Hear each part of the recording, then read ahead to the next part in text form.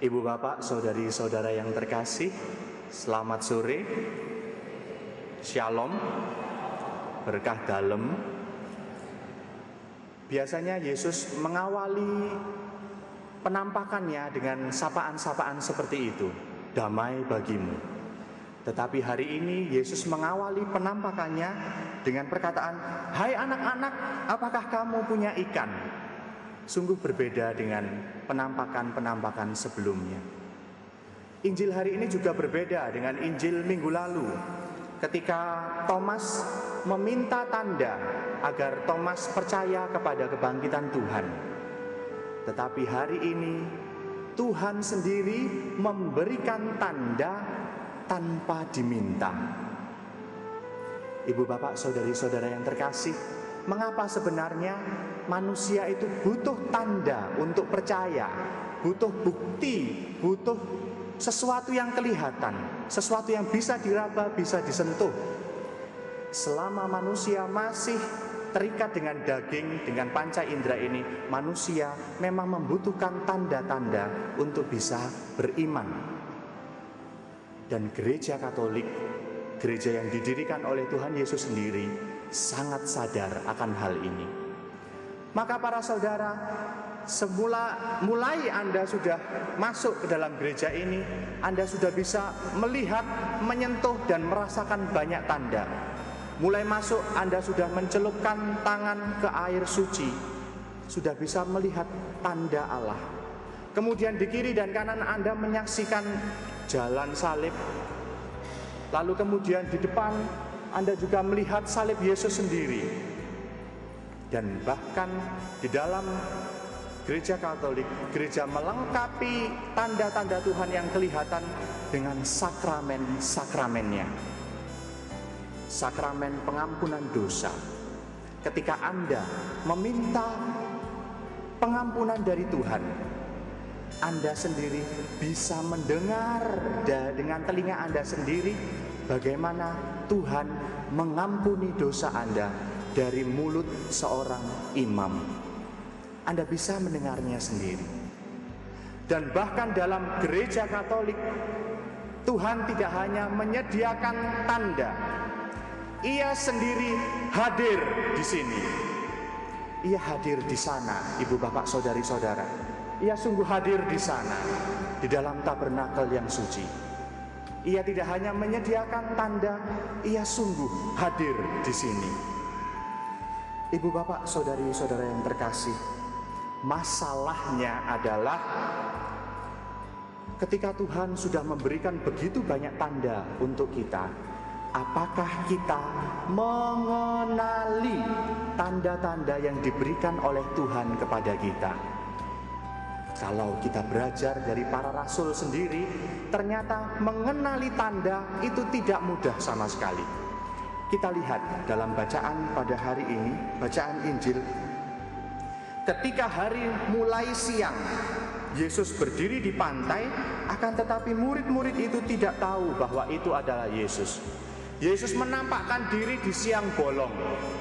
Tidak waktu subuh, waktu hari masih gelap atau sore, ketika orang masih bisa salah lihat. Tetapi ini sungguh-sungguh di siang hari.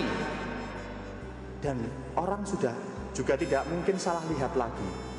Tetapi pada saat seperti itu pun ternyata para rasul masih kesulitan melihat Yesus. Namun akhirnya untunglah murid yang dikasihi oleh Yesus bisa mengenali Yesus dengan mengatakan, itu Tuhan. Hari ini Injil mengajak kita untuk belajar dari murid yang dikasihi oleh Yesus, bagaimana kita mengenali Tuhan dan mengatakan itu Tuhan dalam kehidupan kita. Mengapa murid yang dikasihi oleh Yesus bisa mengenali Yesus? Karena tentu saja murid yang dikasihi Yesus memiliki relasi, memiliki pengalaman hidup dengan Yesus. Kita ingat bahwa mukjizat seperti ini tadi, mukjizat menangkap ikan banyak sekali, bukan terjadi hanya pada akhir Injil, akhir Yohanes. Tetapi di dalam Injil yang lain, misalnya di dalam Injil Lukas, juga ada kan ketika Yesus juga menyuruh muridnya untuk menebarkan jala dan kemudian dapat banyak sekali. Dari pengalaman ketika mereka dipanggil menjadi murid dari penjala ikan ke penjala manusia. Saya ingat dulu Tuhan juga seperti ini ketika memanggil saya.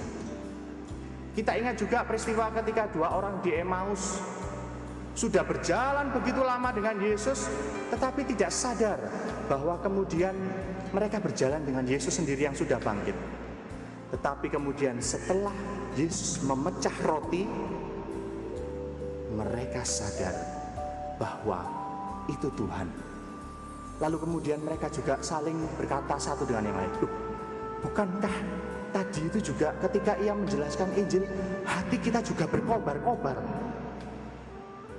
Ternyata murid-murid punya pengenalan akan Yesus, pengalaman iman. Para murid mempunyai pengalaman iman akan Yesus, dan inilah yang membuat mereka bisa mengenali Yesus, tanda-tanda yang diberikan oleh Yesus. Kita sendiri, ibu bapak, saudari-saudara, ibu bapak yang sudah menikah sudah sekian tahun, pasti juga punya pengenalan seperti ini kepada masing-masing pasangan. Kita sudah hafal dengan misalnya cara berjalan pasangan kita, dengan cara berbicara, sampai kadang-kadang suara sepeda motornya juga hafal, sampai kadang-kadang suara mobilnya juga hafal, sampai kadang-kadang minta maaf mungkin yang oma-opa yang sudah lama sekali menikah sudah hafal sampai baunya mungkin sudah hafal, sudah bisa kenal dengan segala macam yang ada dalam diri pasangan kita. Pertanyaan hari ini adalah, saudara-saudara, kita sudah lama sekali beriman kepada Yesus. Apakah kita sudah mengenal juga cara Yesus berkarya dalam hidup kita? Cara Yesus untuk sungguh-sungguh hadir dan berkarya dalam hidup kita. Inilah yang disebut dengan pengalaman iman. Pengalaman iman adalah pengalaman disentuh oleh Tuhan sendiri.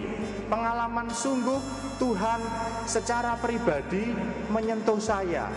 Tuhan secara pribadi menyapa diri saya. Ibu bapak, saudari-saudara yang terkasih, pengalaman iman inilah yang bisa menjadi kacamata kita untuk melihat banyak tanda di sekitar kita yang sungguh sebenarnya Tuhan itu ada bersama kita, Tuhan beserta kita.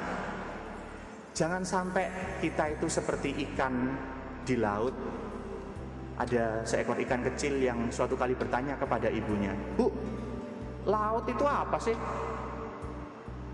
Ikan sudah hidup di laut, tetapi jangan sampai ikan itu bertanya, "Bu, laut itu mana sih?" Kita sudah hidup bersama tanda-tanda Allah ini. Jangan sampai kita meminta banyak tanda lagi. Yang diperlukan adalah kacamata khusus untuk melihat tanda-tanda itu. Itu adalah pengalaman iman bersama Tuhan. Pengalaman iman itu seperti mikroskop. Kalau kita melihat seperti ini tidak ada apa-apa tampaknya. Tetapi kalau kita melihat di mikroskop, ternyata banyak bakteri, banyak virus ya yang ada di sekitar kita. Pengalaman itu bak televisi. Di udara ini tampaknya tidak ada apa-apa. Tapi kemudian ketika kita punya televisi yang menyerap gelombang-gelombang magnet, gelombang elektromagnet, kemudian bisa mengubahnya menjadi gambar dan suara yang jelas untuk kita. Tanda-tanda Tuhan ada di sekeliling kita. Dan mungkin kita sampai sekarang kalau Anda belum bisa melihat tanda Tuhan, jangan-jangan kita perlu kacamata khusus. Kacamata ini adalah pengalaman iman kita bersama Tuhan.